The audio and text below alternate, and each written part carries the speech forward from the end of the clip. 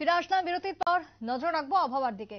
রাজ্যের যে পারদ তা ক্রমশ নিম্নমুখী, কারণ শীত একেবারে জাঁকিয়ে পড়েছে রাজ্যে। তারই সঙ্গে সর্বোচ্চ তাপমাত্রা 24.7, সর্বনিম্ন 12.6 এবং আর্দ্রতার পরিমাণ বাতাসে 100, সর্বোচ্চ সর্বনিম্ন 60%। সর্বনিম্ন তাপমাত্রা যা স্বাভাবিকের থেকে কম রয়েছে অনেকটাই। যদিও এই প্রসঙ্গে আমরা সরাসরি চলে যাব আমাদের প্রতিনিধি দুঃখিত শতাব্দী দেবনাথ রয়েছে টেলিফোন লাইনে। শতাব্দী, আবহাওয়ার কি খবর? এই মুহূর্তের হাওয়া অফিসের কি পূর্বাভাস? দেখো সুপ্রীতি, নভেম্বরে কিন্তু বলা যায় যে শীত একেবারে নিরাশ করলেও, রাজ্যবাসীকে নিরাশ করলেও, সেক্ষেত্রে ডিসেম্বরে কিন্তু একেবারে জাঁকিয়ে বসেছে শীত। অর্থাৎ সেক্ষেত্রে বুধবারও ছিল মরশুমের শীতলতম দিন, এবং তার পাশাপাশি আজ বৃহস্পতিবার, এবং বৃহস্পতিবার সকাল থেকে কুয়াশার চাদরে একেবারেই ঢেকেছে রাজ্যের একাধিক জায়গা। একদম ভোরের দিকের কথাই যদি বলি, যে বলা যায় যে দৃশ্যমানতাও কিন্তু অনেকটাই কম ছিল। তবে আবহাওয়া অফিস সূত্রে জানাচ্ছে যে আজ রাজ্যের তাপমাত্রা ছিল প্রায় 15 ডিগ্রি সেলসিয়াস, তার থেকে অনেকটাই কম। তবে গত 24 ঘন্টাতে সর্বনিম্ন তাপমাত্রা একেবারে ছিল কিন্তু 11.8 ডিগ্রি সেলসিয়াস। বলাই যায় যে এই শীত মৌসুমে কিন্তু শীতের এই প্রথম সর্বনিম্ন তাপমাত্রা রেকর্ড, যেটা সিপাহীজলা জেলায় কিন্তু পরিলক্ষিত হয়েছে। তবে ডিসেম্বরের দ্বিতীয় সপ্তাহ থেকে একেবারে পারদ নামতে শুরু করেছে, এবং সন্ধ্যা পড়তে না পড়তেই কিন্তু বলা যায় যে জেলায় জেলায় কোথাও কোথাও দেখা যাচ্ছে যে মানুষদের আগুন জেলে শরীর গরম করতে, আবার কোথাও বা দেখা যাচ্ছে যে মোটা সোয়েটার গায়ে পরতে, এবং সেই সাথে বলা যায় যে জ্যাকেট টুপি পরে কিন্তু রাস্তায় বেরোচ্ছেন সকলেই এই শীত থেকে বাঁচার জন্য। এবং তখন সেক্ষেত্রে জানিয়ে রাখছে পশ্চিমী ঝঞ্ঝার যে একটা আশঙ্কা ছিল, যা গতকাল পরিলক্ষিত হয়েছে, এবং পশ্চিমী ঝঞ্ঝার প্রভাবে কিন্তু উত্তর সিকিম এবং পূর্ব সিকিমে তুষারপাত হয়েছে, সেই সাথে দার্জিলিং এর বেশ কিছু জায়গায় শিলাবৃষ্টি হয়েছে।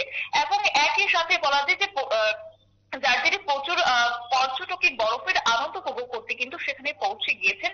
এবং এই ভারী তুষারপাতের জন্য কিন্তু সিকিমের শৈত্য প্রবাহ কিন্তু একেবারে বিস্তীর্ণ রয়েছে সিকিমের একাধিক জায়গা জুড়ে। এবং সিকিমের রাজধানী গ্যাংটকে কিন্তু এদিন সর্বনিম্ন, অর্থাৎ আজকের দিনে দাঁড়িয়ে সর্বনিম্ন তাপমাত্রা প্রায় 6 ডিগ্রি সেলসিয়াস ছিল। সাধারণত সেক্ষেত্রে পশ্চিম হিমালয়ে কোনো শক্তিশালী পশ্চিমী ঝঞ্ঝা যদি ঢুকে, তাহলে সেক্ষেত্রে কিন্তু উত্তরের হাওয়া কিন্তু অনেক স্বাভাবিকভাবে দুর্বল হয়ে পড়ে।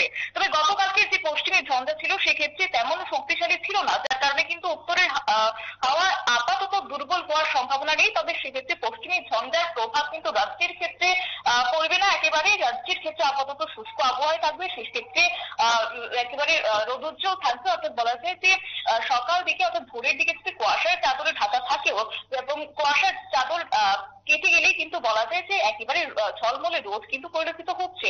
তবে কার্যত বলা যায় আগামী 24 ঘন্টাতে সর্বোচ্চ তাপমাত্রা থাকবে 24 থেকে 26 ডিগ্রি সেলসিয়াসের মধ্যে, যা স্বাভাবিক বা তার থেকে কম, এবং সর্বনিম্ন তাপমাত্রা থাকবে 12 থেকে 15 ডিগ্রি সেলসিয়াসের মধ্যে, যা স্বাভাবিকের অনেকটাই কাছাকাছি। অর্থাৎ সেক্ষেত্রে সতর্কবার্তা রয়েছে, শুধুমাত্র ঘন কুয়াশায় ঢাকতে পারে এমনটাই খবর রয়েছে, যেহেতু ঠান্ডা একেবারে। এই মুহূর্তে দাঁড়িয়ে কি আর কোনো বৃষ্টিপাতের সম্ভাবনা দেখা দিচ্ছে? কারণ তুমি এক্ষুনি পশ্চিমী ঝঞ্ঝার কথা বলছিলে, সেই জায়গায় রাজ্যের বুকে কি আর কোনো বৃষ্টিপাত হওয়ার আসতে পারে?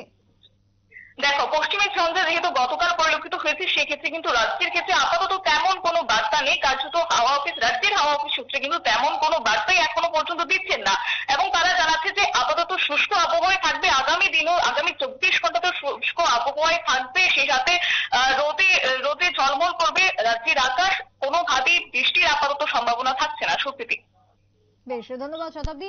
কথা বলছিলাম আমাদের প্রতিনিধি শতাব্দী দেবনাথের সঙ্গে। যদিও বৃষ্টিপাতের আপাতত কোনো সম্ভাবনা নেই, তারই সঙ্গে তাপমাত্রার পারদ যা বর্তমানে ক্রমশই নিম্নমুখী এবং মৌসুমের সব থেকে শীতলতম দিন হিসেবে পরিলক্ষিত হচ্ছে বর্তমানের এই তাপমাত্রা। তাই আপাতত শীত এভাবেই বজায় থাকবে এবং শীতের আমেজ ভরপুরভাবে উপভোগ করতে পারবে রাজ্যবাসী বলে হাওয়া অফিস জানাচ্ছে।